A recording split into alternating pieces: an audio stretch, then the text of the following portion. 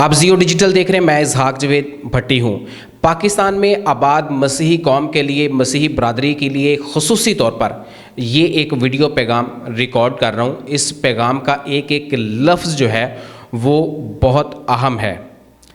इसका अनवान जो है वो बेसिकली आपको बता देता हूँ वीडियो के आगाज़ में कि हमारी मसीही बरादरी में, मसीही कौम में जब कोई इंतकाल कर जाता है तो उसके बाद एक तीसरा किया जाता है, या तीसरे की इबादत उसे हम कहते हैं। अब एक नया लफ्ज़ जो है वो मेमोरियल सर्विस हम कहते हैं। मैं इससे जो है वो इत्तफाक नहीं करता, मैं इसकी भरपूर मुखालफत करता हूँ और लोगों को बाकायदा तौर पर एजुकेट करता हूँ कि ये तीसरा जो है ये ना किया करें। ये जो है ये बहुत नुकसानदा है उनके लिए जिनके घर से बंदा जो है वो चला गया है, जिस बंदे का इंतकाल हो गया है, उस फैमिली के लिए ये बोझ का बायस बन जाता है। इसी मामले पर मैंने बात करनी है। यूट्यूब पर देख रहे हैं, सब्सक्राइब कर लें, और अगर आप मुझे फेसबुक पर देख रहे हैं, फॉलो कर लें।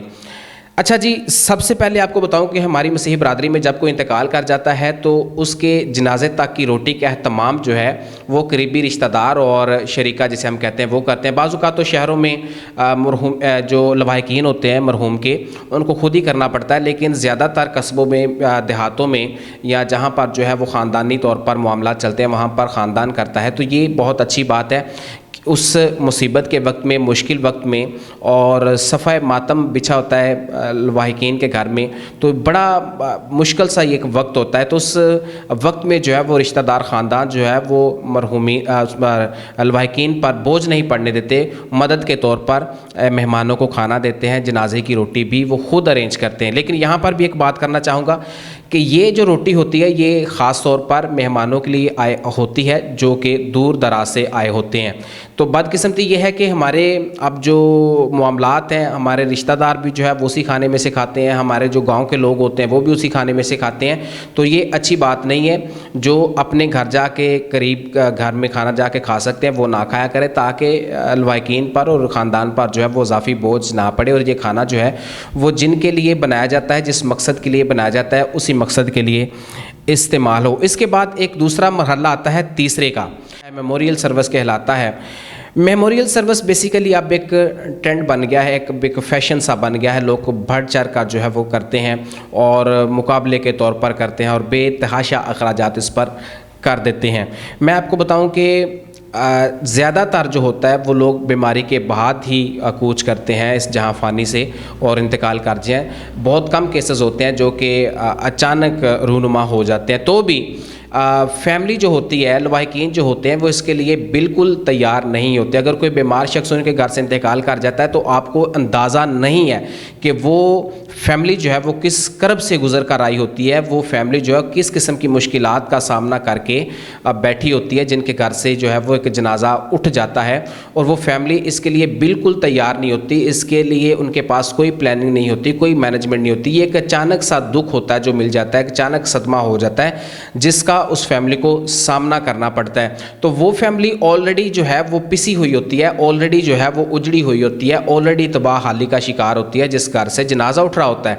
तो तीसरे की इबादत में जो है वो फिर आए उसमें इबादत में जो लोग शिरकत करते हैं उनको खाना देना पड़ता है। तो लोग अब इसको जो है वो रवाज के तौर पर या इसको रस्म के तौर पर इसको कहते हैं कि अगर हमने ना किया तो लोग पता नहीं तरह तरह की बातें करेंगे या गैर पता नहीं किस किस्म के जुमले हम पर कसेंगे। तो इस खौफ से जो है वो तीसरा करते हैं। तो बाज़ औक़ात लोग तो इसको बड़े शौक़ से, बड़े ट्रेंड के तौर पर तरह तरह के खाने पकाते हैं और जो है वो बेतहाशा अखराजात उस पर कर देते हैं, जो कि मैं कहता हूँ कि नहीं होने चाहिए। क्योंकि तीसरा जो है ये एक गैर ज़रूरी रस्म है जो हमने दुनियावी तौर पर अपने आप के ऊपर मुसल्लत कर लिया और तबाहली का शिकार है। इसमें एक बात आपको मैं बता दूं कि मैं इबादत के ख़िलाफ़ नहीं हूँ। इबादत जो है वो तो हमारे ईमान का हिस्सा है और हमें हर रोज़ हर वक्त करनी चाहिए। उस पाक ज़ात को याद करना चाहिए जिसने हमें पैदा किया, तो हमें उसकी शुक्रगुजारी करनी चाहिए। लेकिन इबादत के तौर पर ये जो खाने वाने के अखराजात हैं ये नहीं होने चाहिए। उसकी बुनियादी वजह यह है कि जब आप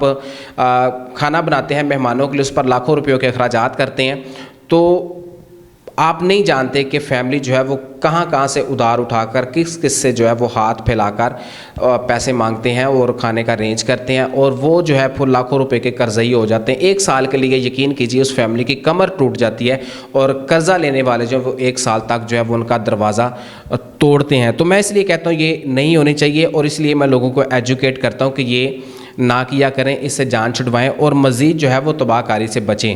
اچھا، اب دوسری بات اس میں یہ ہے کہ ہم جب اپنے گھروں میں شادی بیاہ کرتے ہیں تو ہم اس کی باقاعدہ طور پر مینجمنٹ کرتے ہیں، باقاعدہ پلاننگ کرتے ہیں، اور اس کا باقاعدہ ایک بجٹ سیٹ کرتے ہیں، اور 1-1.5 سال پہلے ہی ہم اس کی تیاریاں کرنا شروع کر دیتے ہیں اور مہمانوں کو انوائٹ کرتے ہیں۔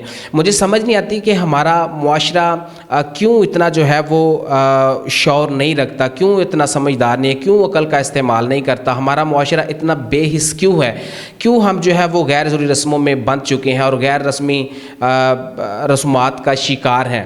جب ہم خوشی کے موقع پر کسی کے گھر میں جاتے ہیں، کسی کی خوشی میں شریک ہوتے ہیں، ہم نیوندرا دے کے آتے ہیں، اور جب ہم کسی کے دکھ میں شریک ہونے کے لیے جاتے ہیں تو ہم کھانا کھا کے واپس آ جاتے ہیں اور افسوس کرتے ہیں، ہم اس کو پوچھتے نہیں ہیں۔ جبکہ چاہیے تو یہ کہ اگر خوشی میں، تو جس بندے نے خوشی کرنی ہے، جس نے شادی کرنی ہے، اس نے تو باقاعدہ طور پر اپنا انتظام، اپنا اہتمام کر کے رکھا ہے، تو اس کو اگر نہ بھی پیسے دیے جائیں تو کوئی بڑی بات نہیں ہے۔ لیکن ایک ایسا گھر جس نے کوئی اہتمام نہیں ہے، جس کے پاس کوئی انتظام نہیں ہے، جس کو پتہ ہی نہیں ہے کہ اس کے گھر جو ہے مصیبت آن پڑی ہے، تو ہم اس کو سپورٹ نہیں کرتے۔ حالانکہ چاہیے تو یہ کہ اسے سپورٹ کریں، لیکن میں نے پہلے ایک تجویز دی کہ ہمیں ایک ہیلپنگ باکس بنانا چاہیے، جہاں جب بھی کسی کے گھر میں فوتگی ہو تو تیسرے کی جو عبادت ہوتی ہے وہاں پر ہیلپنگ باکس رکھنا چاہیے، اور ہمیں جو ہے حسب توفیق اس ہیلپنگ باکس میں پیسے رکھنے چاہیے مدد کے طور پر، تاکہ اس فیملی جو ہے وہ اس مصیبت میں اس پر کسی قسم کا کوئی بوجھ جو ہے وہ نہ پڑے، اور وہ فیملی جو وہ جلد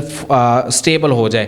لیکن بدقسمتی ہے کہ ہم بطور معاشرہ اب اس قدر جو ہے وہ بے حس ہو گئے ہیں کہ اب آپ وہاں پر باکس رکھیں گے، یا تو پھر لوگ صرف اتنے اس میں پیسے ڈالیں گے جتنا وہ چرچ میں ہدیہ ڈالتے ہیں، یا پھر نہیں ڈالیں گے۔ اس لیے میں کہتا ہوں کہ اس کو کرنا ہی نہیں چاہیے، یہ ہونا ہی نہیں چاہیے۔ یہ ایک فضول سا خرچہ ہے جو ہم نے اس کو رواج بنا لیا ہے، رسم بنا لیا ہے، اور ہم اس کو جو ہے وہ اب ٹرینڈ کے طور پر بھی کرتے ہیں۔ یہ نہیں ہونا چاہیے۔ میں اس ویڈیو کے آخر میں جو ہے وہ درخواست کرنا چاہوں گا مذہبی رہنماؤں کو، اپنے مذہبی اسکالرز کو، پادری صاحبان کو یہ گزارش کرنا چاہوں گا کہ آپ جو ہے وہ اپنی کلیسیاؤں کو جو ہے وہ ایجوکیٹ کریں۔ یہ ہمیں جو ہے وہ سمجھنے کی ضرورت ہے، ایجوکیٹ کرنے کی ضرورت ہے ایک دوسرے کو۔ ویڈیو میں پیغام اچھا ہے، میسیج اچھا ہے، اپنے رشتہ داروں میں ضرور شیئر کیجیے گا، اپنے عزیز و اقارب میں ضرور شیئر کیجیے گا، اپنے دوستوں میں ضرور شیئر کیجیے گا، اور اس میسیج کو پاکستان بھر میں موجود مسیحیوں تک پہنچائیں، ان کو ایجوکیٹ کریں، اپنا حصہ ڈالیں۔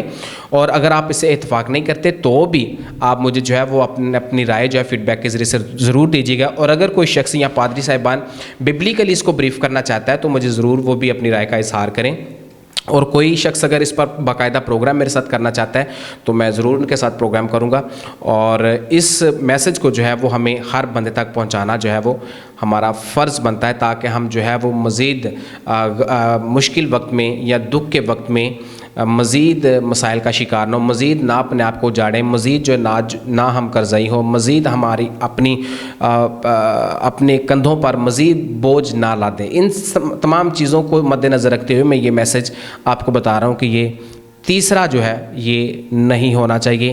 اس پہ جو روٹی کے اہتمام میں اخراجات ہیں یہ نہیں ہونے چاہیے۔ یوٹیوب پر دیکھ رہے ہیں سبسکرائب کر لیجیے گا، اور اگر آپ مجھے فیس بک پر دیکھ رہے ہیں فالو کر لیجیے گا۔ اسحاق جاوید کو اجازت دیجیے گا۔ خدا حافظ۔